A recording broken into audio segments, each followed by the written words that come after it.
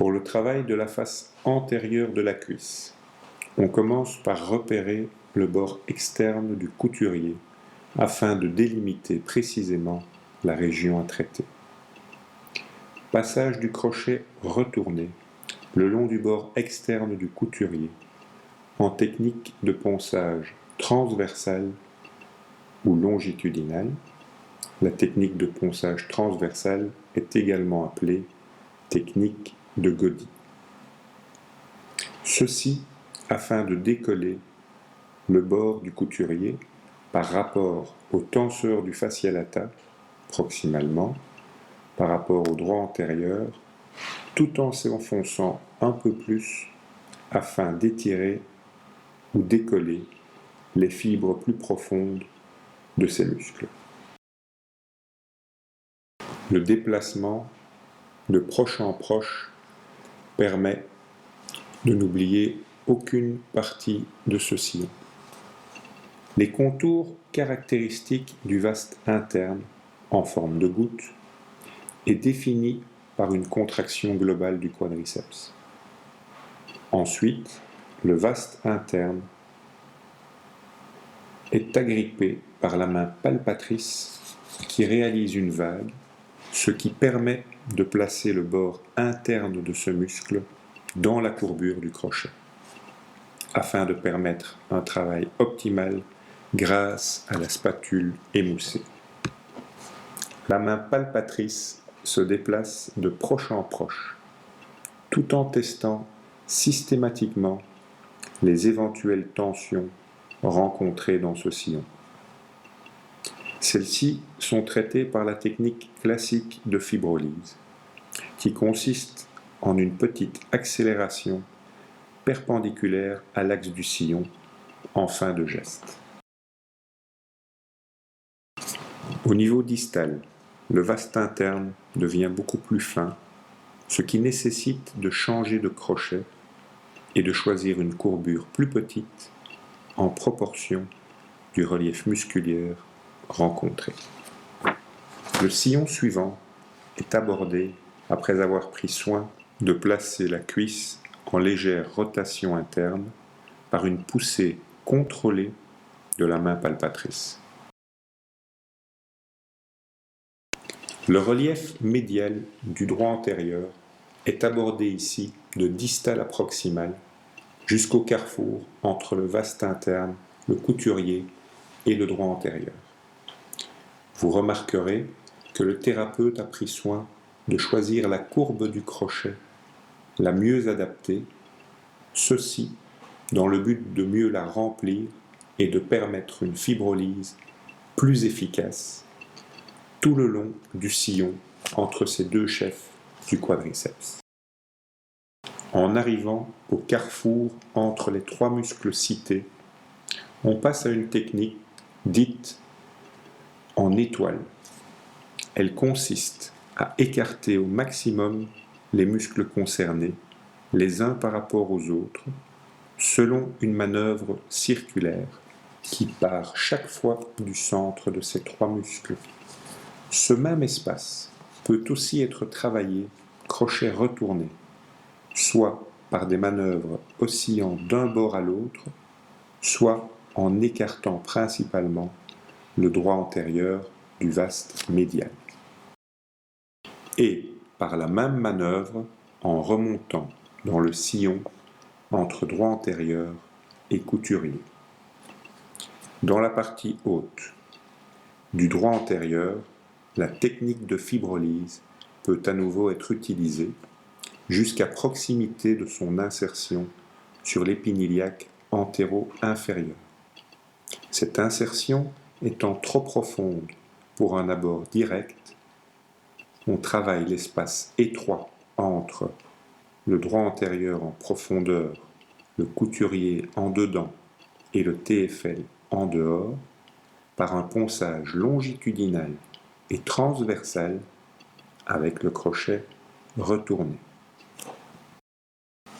Remarquons qu'une pression modérée doit être appliquée de manière progressive.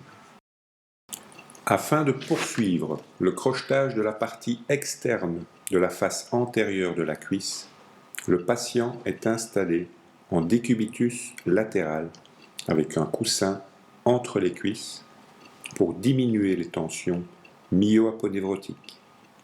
Le sillon entre le vaste externe et le droit antérieur n'est pas toujours très marqué. Il est bon de le repérer avant de démarrer le crochetage de la région.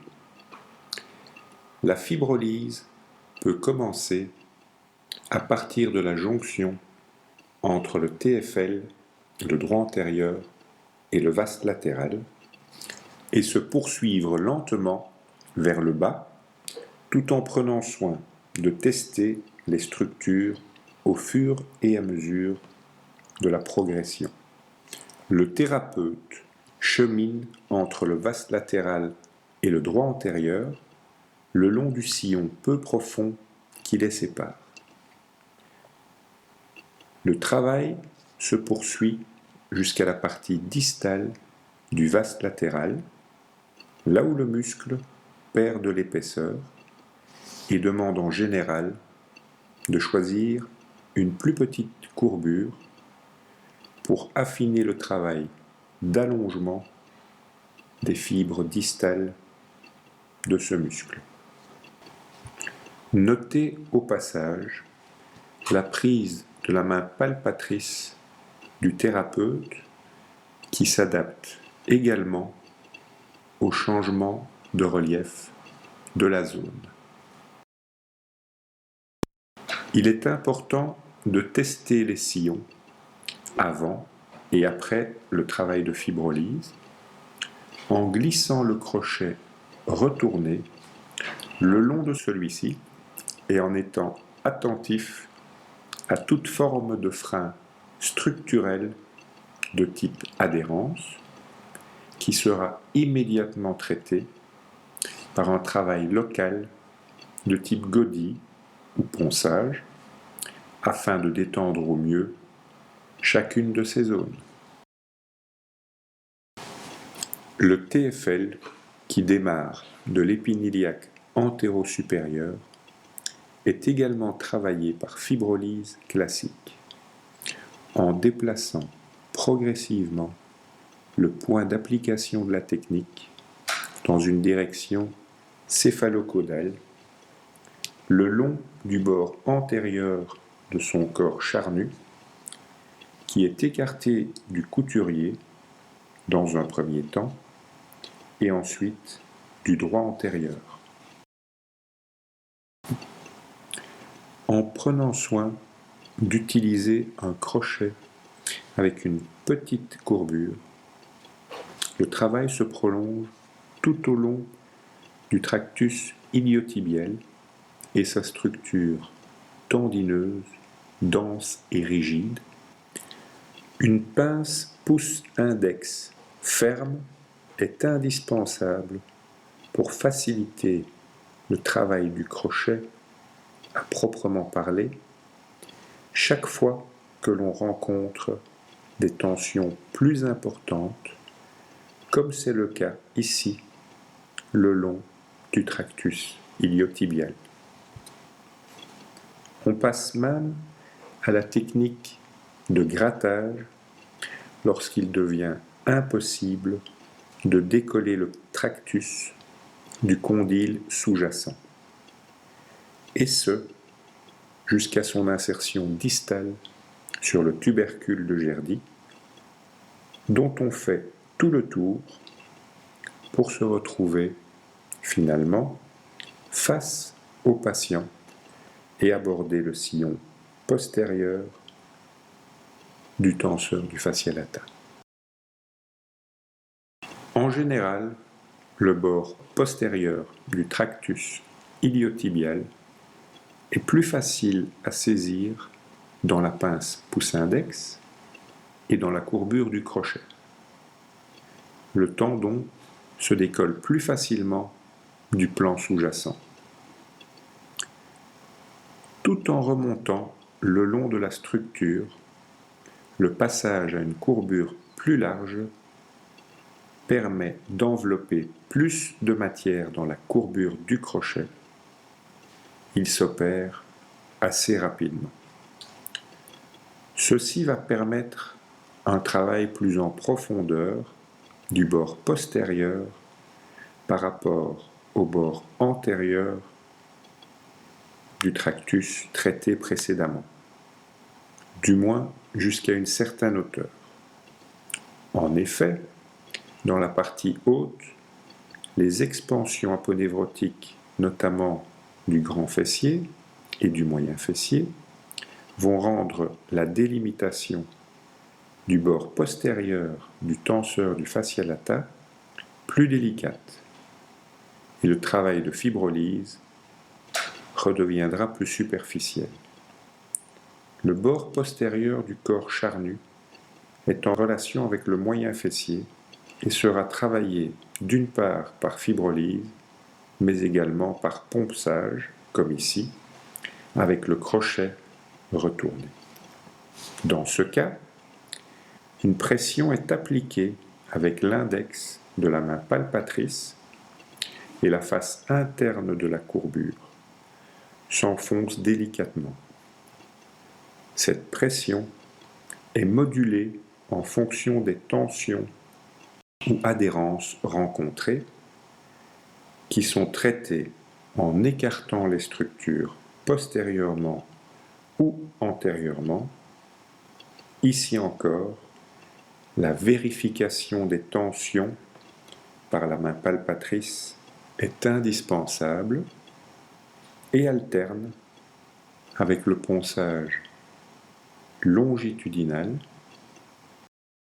et l'exploration des changements au sein du sillon entre bandelettes de Messia et vaste latérale par un glissement caudocéphalique lent à l'aide d'une pression modérée. La délimitation du sillon entre vaste latérale et biceps crural s'effectue en demandant quelques flexions-extensions du genou afin de mettre alternativement en tension ces deux muscles antagonistes. La spatule du crochet est ensuite placée sur le bord postérieur du vaste latéral qui est lui-même enchâssé dans la courbure du crochet. La vague réalisée par la main palpatrice augmente en remontant le long du sillon et il faut adapter régulièrement le choix du crochet pour que la taille corresponde au mieux, ce qui garantit une application indolore de la technique de fibrolyse. On rencontre fréquemment des points d'accroche plus marqués dans la partie haute du vaste latéral en regard du grand fessier, ce qui peut nécessiter quelques gestes de traction légèrement plus amples et réalisés plus rapidement.